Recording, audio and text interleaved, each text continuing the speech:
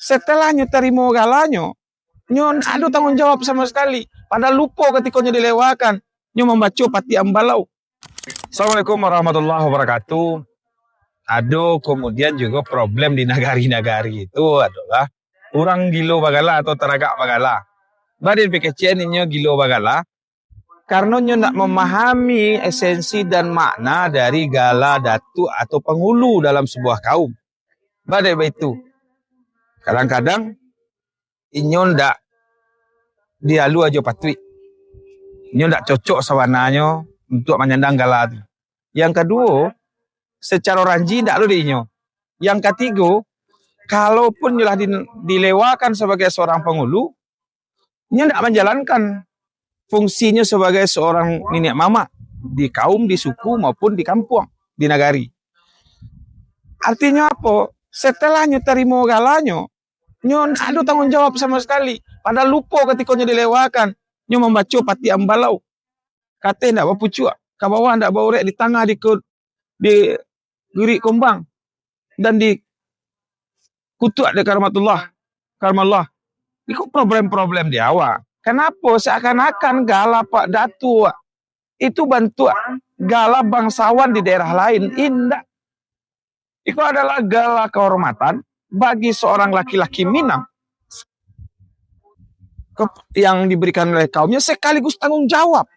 Beban sehingga dikecen gala Datu Penghulu itu adalah senggulong batu. Baban senggulong batu, baban barik senggulong batu. Iko yang kemudian kita lupa. Malah kemudian, banyak kemudian orang ketika dilewakan menjadi penghulunya tidak tahu jo fungsi penghulu dan tidak menjalankan, malah bertentangan dengan sifat-sifat penghulu. Untuk itu, padonan Allah mamaci menyendang baban barik segulung batu.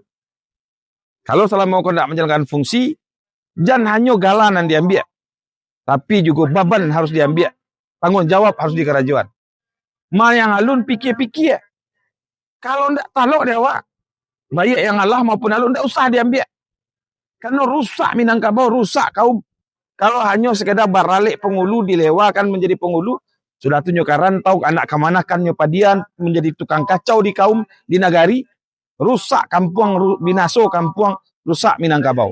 Jadi kepada yang hari kini mama-mama ambo yang sadang memagang gala, menjunjung baban barik senggulong batu, ino-inoan balik. Kalau mang tidak sanggup latan baban tu, kan bisa.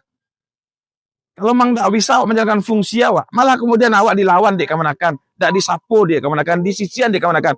Guna jadi seorang mama di dalam kaum. Itu kalau tidak, kan bisa aja basi babaju. Walau tanggal awak tidak sanggup, beli aja. Daripada awak malagak di nagari, awak sebagai seorang penghulu, tapi tidak ada dihargai di anak kemanakan. Apalagi orang kampung. Itu ingat-ingat, penghulu tu, datuk tu, bukan hanya sekedar gala, tapi diikuti oleh beban dan tanggung jawab. Assalamualaikum warahmatullahi wabarakatuh.